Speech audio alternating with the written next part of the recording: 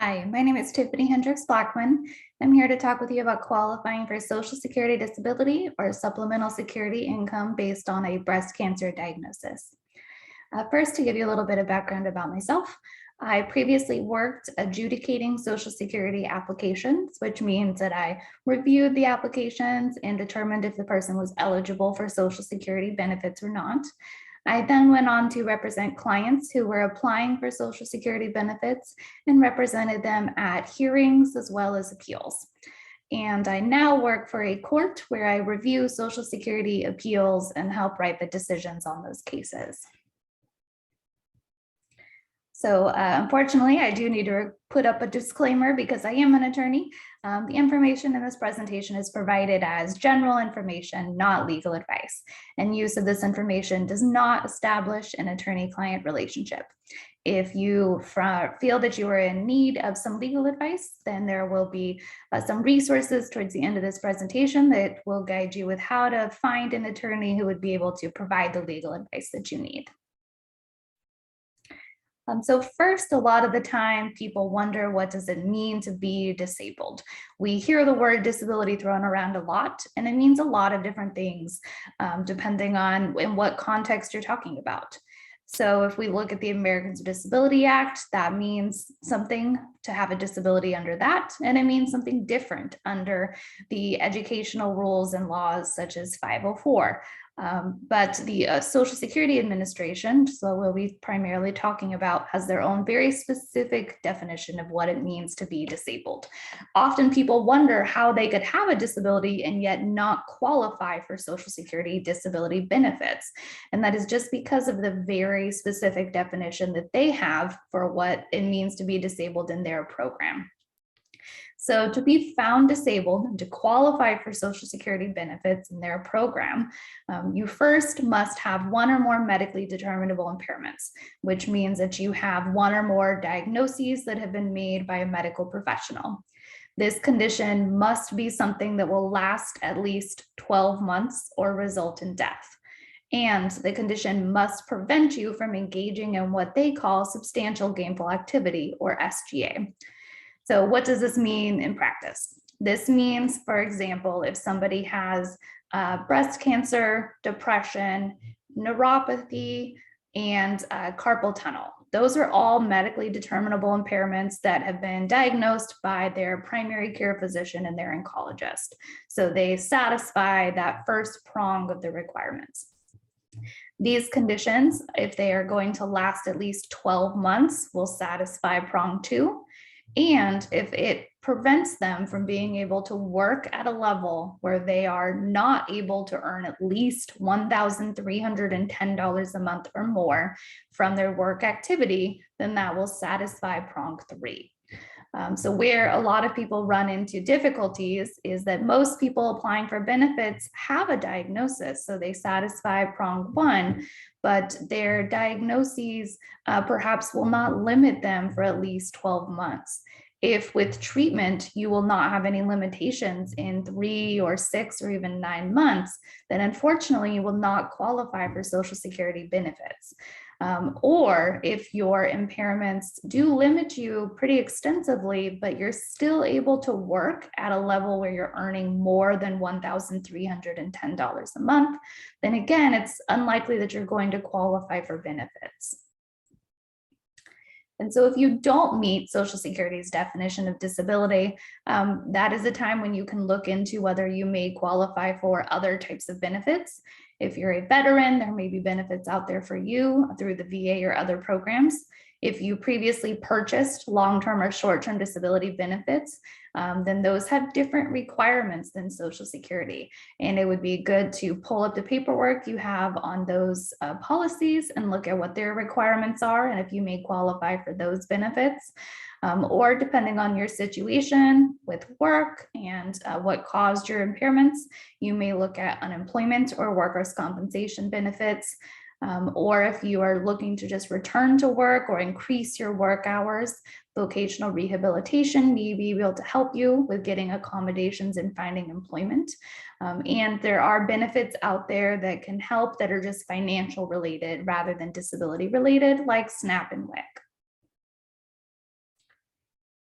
As far as Social Security benefits themselves, there are several different programs out there. Even though we often hear people just say Social Security and they mean something specific by it, there are lots of different programs. So we will hear people saying that they're receiving Social Security because they're retired, and that is retirement benefits that is different from disability benefits.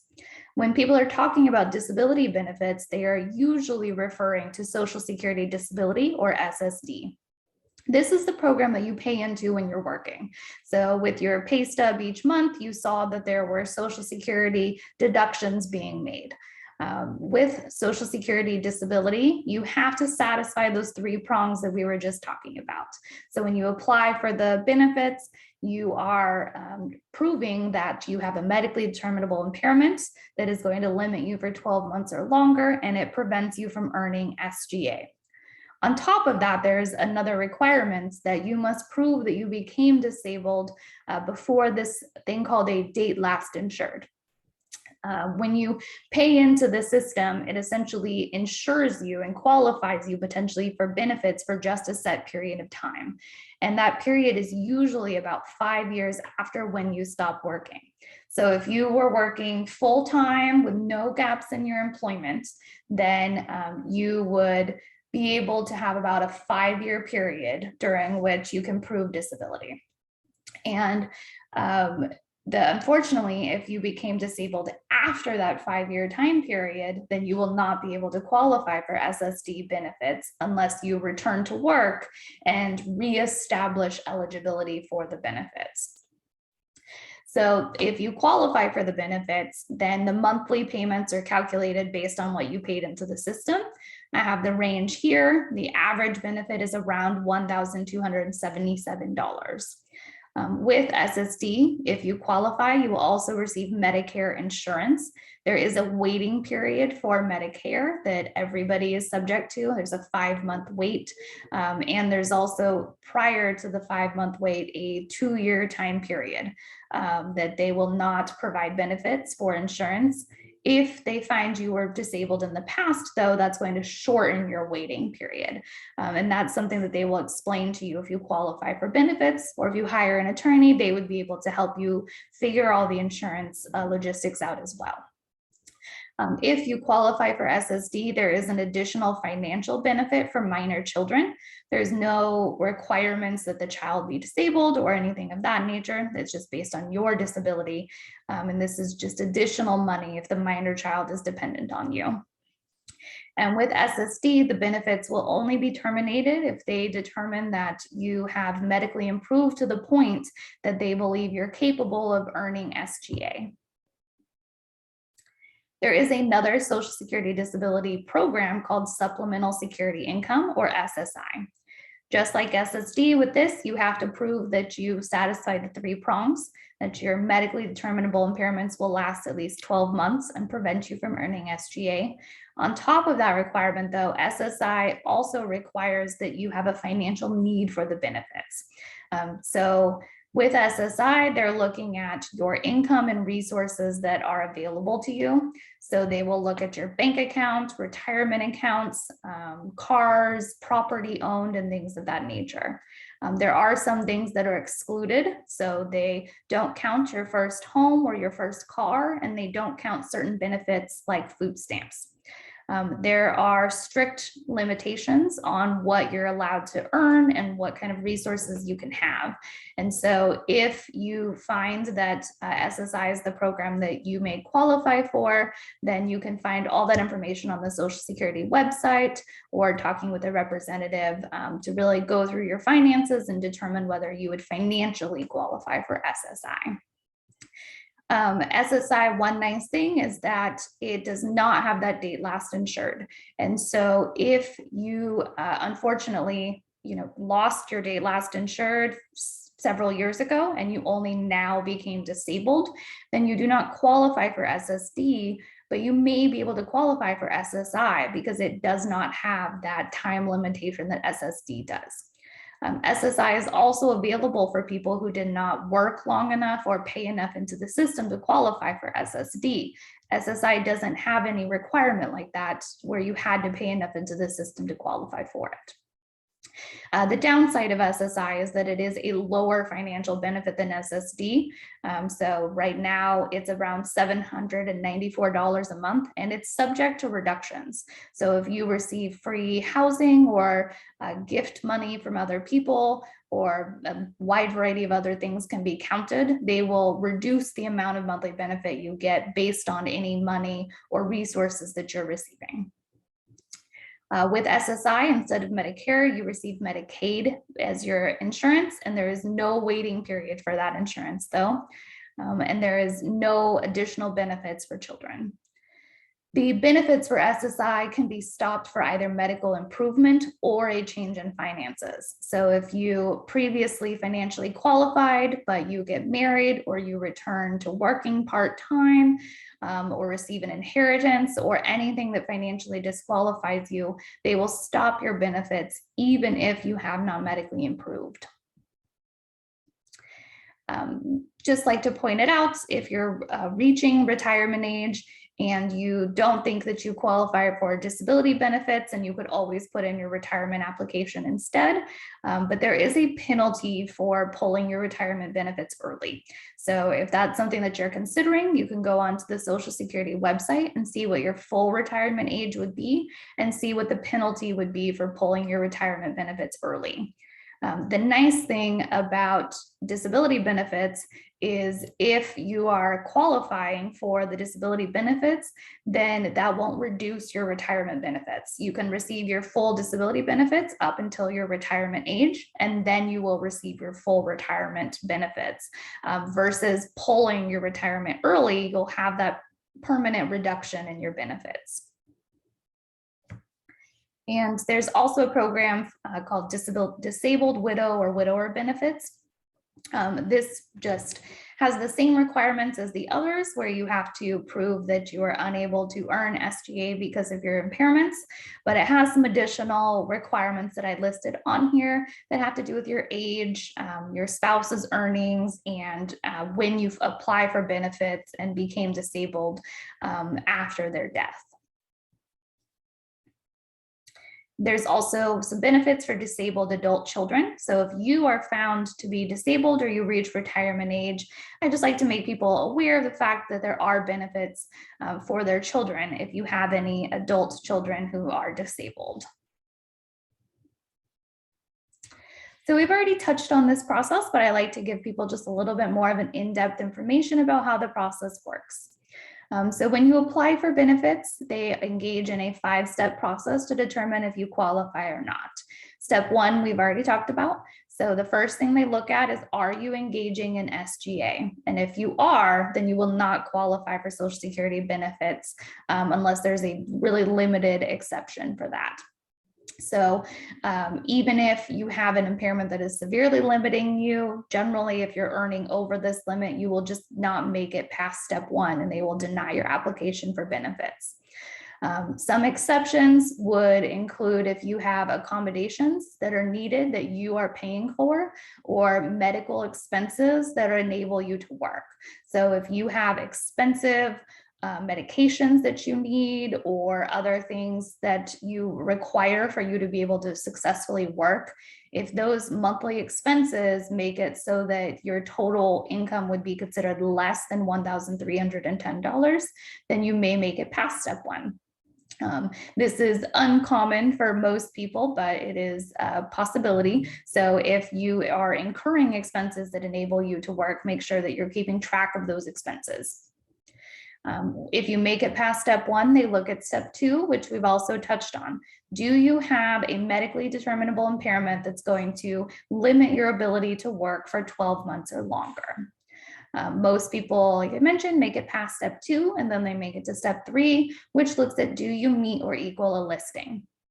A listing in Social Security is a list of impairments that have specific requirements each that would pretty much automatically qualify you for Social Security benefits. So they have a listing for intellectual disability, for example. And if somebody has an intellectual disability and their IQ is between a certain range and their IQ or other impairments in combination cause them to have a list of specific difficulties because of their impairments, then they may qualify for benefits by meeting that listing for intellectual disability. And there is a very large number of listings, but they tend to be very challenging to meet because since you are automatically qualifying for benefits by meeting the listing, they obviously don't want to make it too easy to meet the listing requirements. So most people do not qualify for benefits at step 3, and instead the adjudicator will go on and look at the remaining 2 steps. So once you do not qualify under the listing, they look at what is your residual functional capacity, or RFC. And what that means is, what can you still do despite the conditions that you've been diagnosed with? So despite, in the hypothetical I gave, the person who has breast cancer, neuropathy, carpal tunnel, and depression, what can they do despite those limitations? So maybe the carpal tunnel makes it so that it is hard for them to hold items or lift items and to type. Maybe the neuropathy makes it hard for them to stand for very long, and their breast cancer treatment makes them very fatigued and is causing them to have some nausea as well as some memory problems. And their depression kind of exacerbates the symptoms that they have. So they're having worsening fatigue and concentration difficulties. So all of those things are going to be taken into consideration. So due to the limitations caused by those conditions, how long can the person stand and walk? How much weight could they lift and carry? Are they able to do things like type at a computer? And how long could they pay attention for or remember things? And when they're making this assessment, they are looking at an 8-hour workday, 5 days a week. So just because somebody could lift a 20-pound item once, does that mean that they could do it repeatedly in an 8-hour workday, 5 days a week? Once they've determined what the person's RFC is, they will look at whether the person can do the past work, any of it that they did in the last 15 years. So with that RFC, they have these general categories that they put people in. So they will decide whether they think you could do a seated job where you sit most of the day, a light job where you stand or walk for a good chunk of the day, but you don't lift more than 20 pounds, or a medium or heavy job where you stand and walk a good chunk of the day and you may be lifting 50 or more pounds. And so once they've put you into that category, whether it's sedentary or light or medium, they will then match that up with your past work. And that also looks at any of the additional limitations you may have, like difficulties with typing. And they will consider, based on these limitations, could you do any of the past jobs you used to do? And they do not, unfortunately, have to consider whether you want to do the work, whether the job that you specifically did exists anymore, or whether you would be rehired for that job or not. They only have to decide, could you do the job as you performed it or as it's generally performed in the national economy? And if you could not do any of the jobs you did in the last 15 years, then they will move to step 5, which is looking at, could you do other work that exists in sufficient numbers anywhere in the country? And again, this is not a job you have to want or think you'd be hired for. They just have to prove that it exists and that they believe that you could do it based on that RFC that they determined. And age does play a role in this process. So when they get to step 5, it becomes a little bit easier to get benefits the older that you are. So there are age categories that I've listed here. If you're under age 50 at step 5, you have to prove that you were unable to do any of the past work you did in the last 15 years and that you're unable to do any other work, even jobs that would allow you to sit all day. If you're age 50 to 54, then if you prove you can't do your past work and you're unable to do anything more than a job where you would sit most of the day, then you would be able to qualify for benefits. And at age 55 to 59, proving that you can't do anything more than a light job where you would be able to lift or carry 20 pounds or less would potentially qualify you for benefits, depending if you can do your past work or not.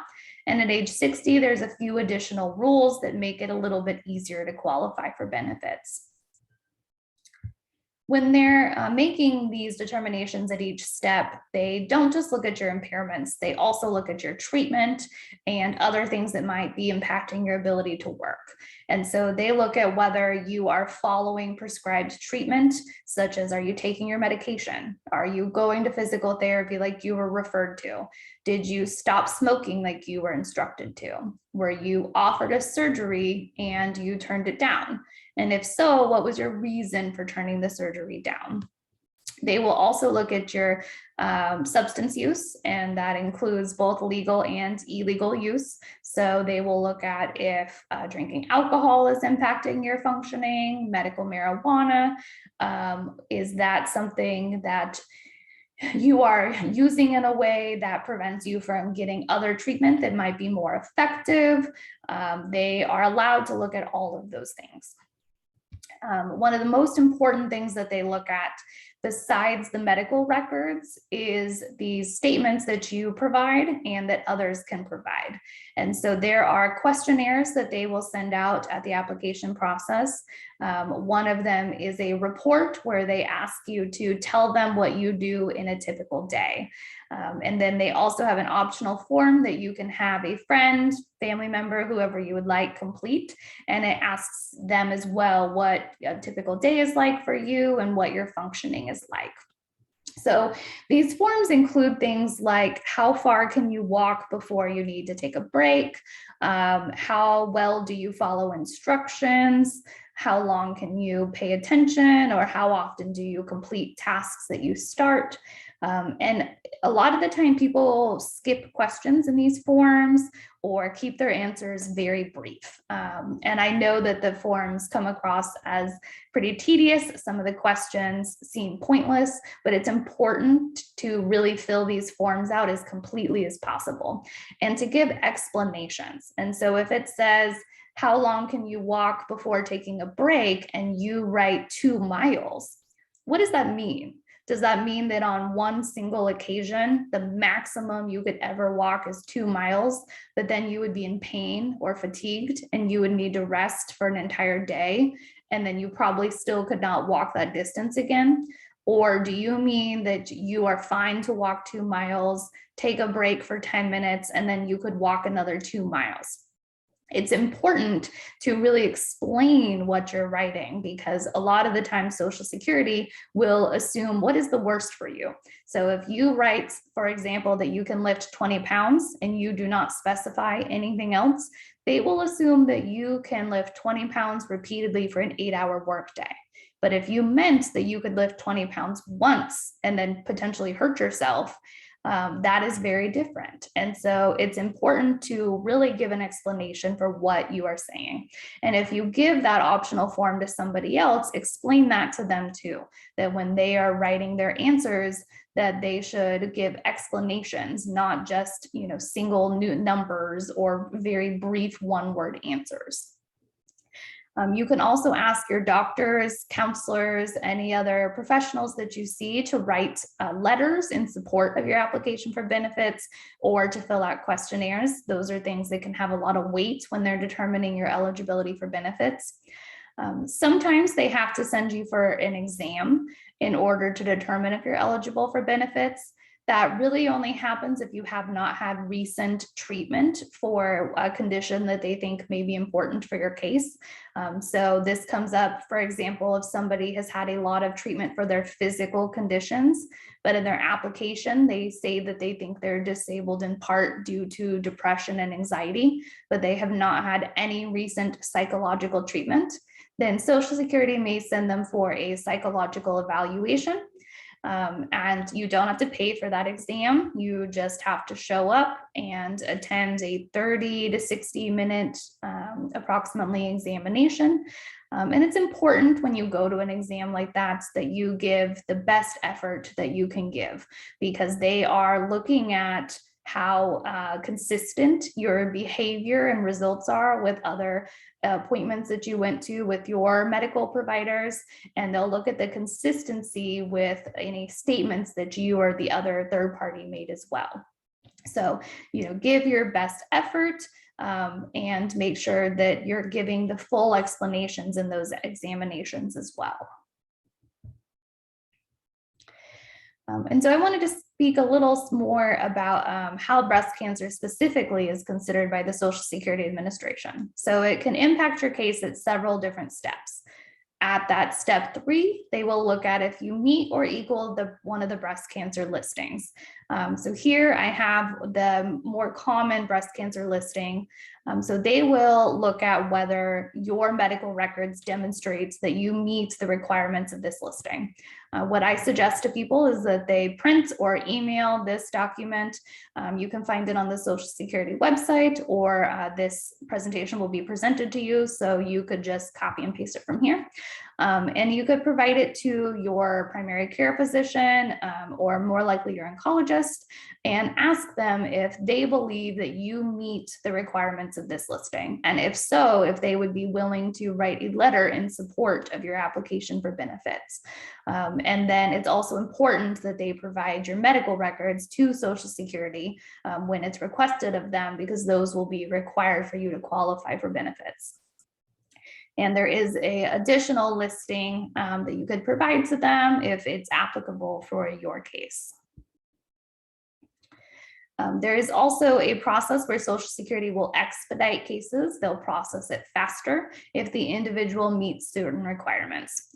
So if you see any of these terms apply to your situation, for example, if it's stage 4, make sure that you provide as much information as you can, like these descriptive terms, in your application, because Social Security can only expedite your application if they're aware of the fact that you qualify for the expedite.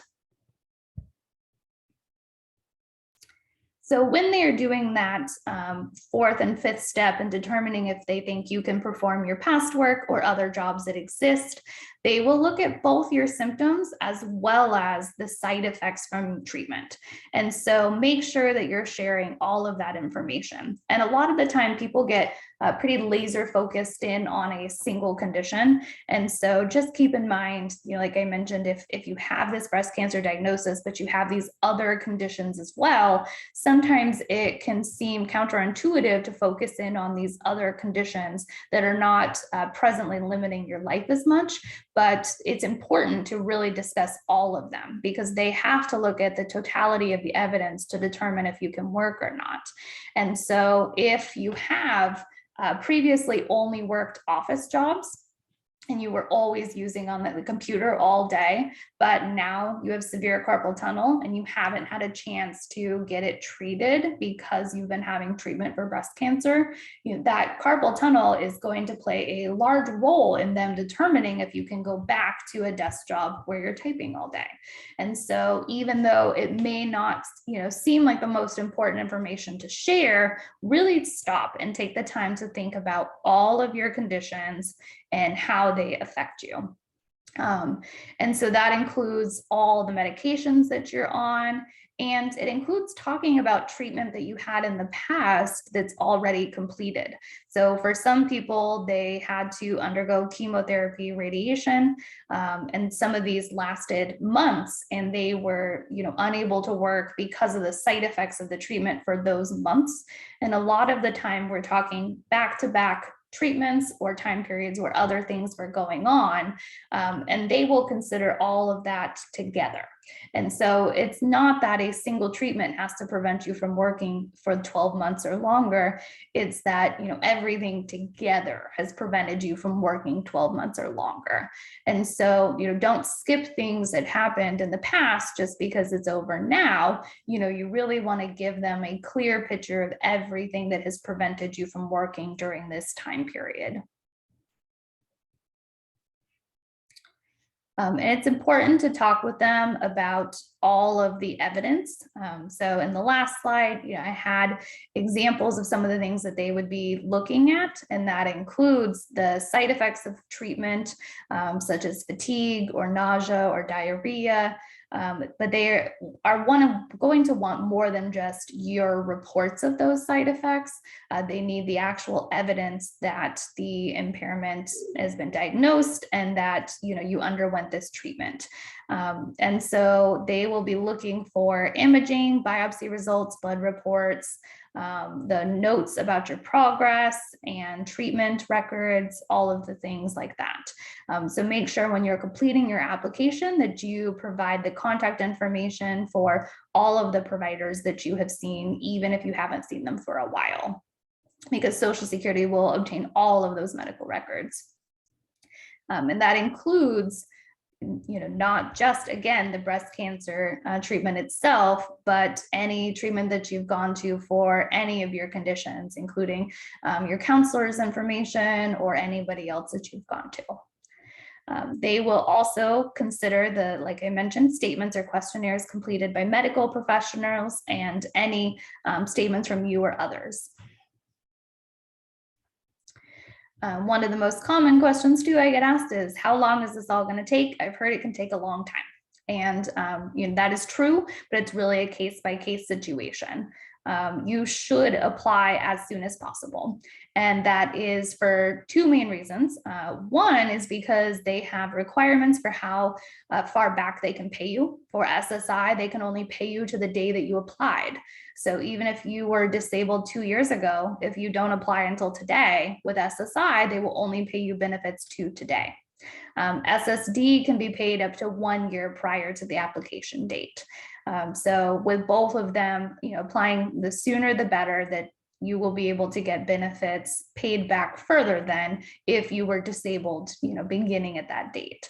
And the second reason to apply as soon as possible is because the wait time can be long. So I have some information on here about typical approval rates, as well as how many months it can take. And one thing I want to say is I don't want to discourage people by providing this information. When you see something like a 36% approval rate, just keep in mind, while that number is relatively low, there is a fair number of people who apply who do not qualify for benefits, either because they don't have a disability that prevents them from working, or like I mentioned, often it did not prevent them from working 12 months or longer. And there's a good chunk of people that are applying that very clearly don't qualify for benefits.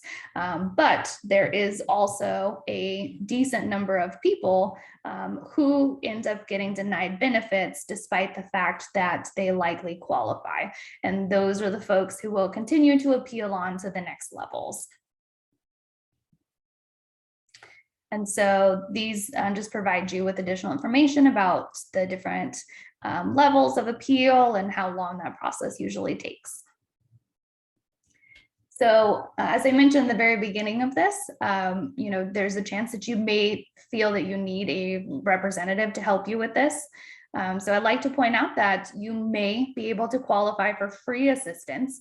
The individuals who usually provide this free assistance are usually not attorneys. They are usually social workers, case managers, or some other kind of staff who works for a nonprofit or a clinic or hospital or government agency.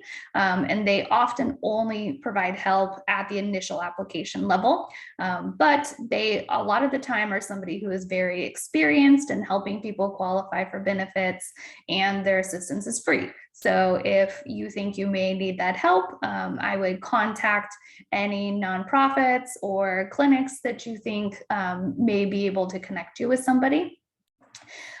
You also have an option of hiring a representative at any level. Representatives in the Social Security world can either be attorneys or non-attorneys.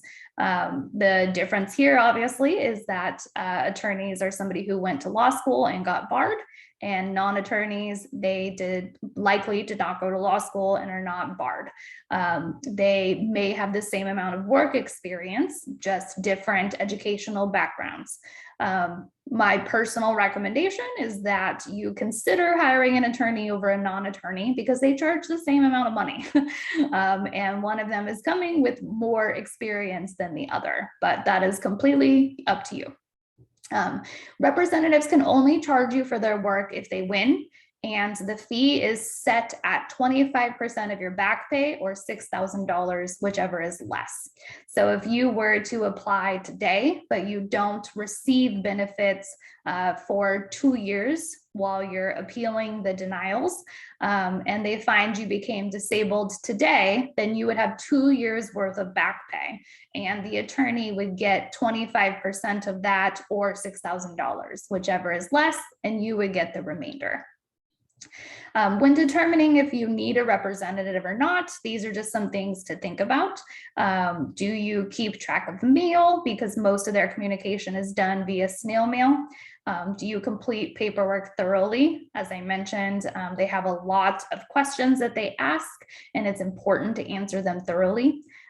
Do you meet deadlines? These paperworks are going to have strict deadlines that they expect you to complete the documents by.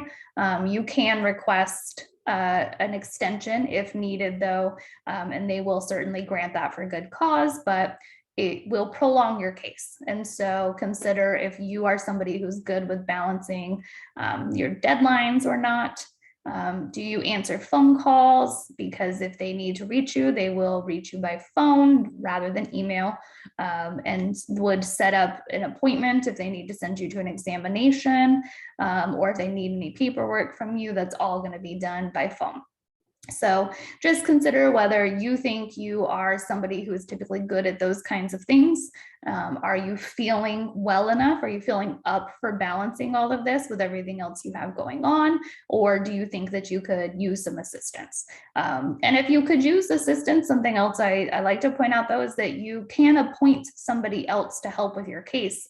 If you have a family member or friend willing to just help, you could sign a form that would allow them to talk with Social Security and assist with your case. That is obviously something that would be up to you to determine if there is an appropriate person who would be able to really provide useful help or not, though. Or would it be in your best interest to seek out free assistance or hire an attorney? And then, just a couple last considerations for that is if you do get to the point where you have to go to a hearing or you're writing legal arguments for a written appeal, I would certainly encourage you to really consider whether you need an attorney at that level. For most people, I think they are going to be much more comfortable with an attorney than they would be handling their case at those stages by themselves. These are a couple resources for how to find a representative. The most common way I would say is to just ask a friend or family member, somebody that you may know from a support group or from some other organization. If they won Social Security benefits, you can ask them for the name of their attorney if they liked them. There are also some hotlines that you can call. I put here, or they have websites as well. If you just search the names of NOSCR and NADER, and they will be able to connect you with Social Security attorneys. Do keep in mind that the attorneys could be national. So you may be connected with a firm in another state, and they may have you interacting with one person by phone or email, and then it's a different person who would be here in Oregon who would go to a hearing or have in-person communication with you.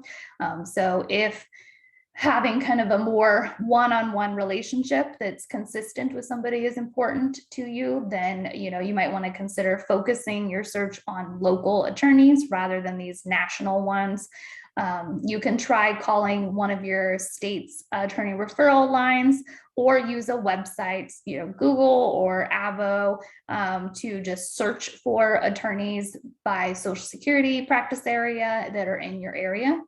I do like to point out that attorneys often pay to be the top person at the list. And so when you are searching, just keep in mind that just because they're at the top of your list, that doesn't necessarily mean they're the best attorney. That likely means that they purchased the spot to be at the top of the list. And so, it might be a good idea to write down a list of characteristics that you're looking for. If you're looking for a local attorney or a small place where you're going to have just one person to interact with, what is it that's important to you? And then maybe search through the firms that way rather than just taking the top hit. And then these are just a couple resources if you've decided to apply. Here's how to do so. So you can call. Keep in mind that there are often long wait times, so get that call in sooner rather than later. Most people can apply online. Sometimes you're not able to because of previous applications you filed or things like that. You may run into a glitch. So if you try to file online and you're unable to, then give them a call. In normal times, you can walk into your local Social Security office and apply fairly easily, but my understanding is that it's currently by appointment only and only for those who they think need the appointment. And so if you need some assistance and need to go in person, give them a call first before just going in, or check the website and see if your local office has updated their hours and whether they're open to the public or not. I've included on here a checklist that is available online, and it's just a checklist of things to gather and work on as you're putting together your application. And I also provided an example questionnaire from the Social Security website.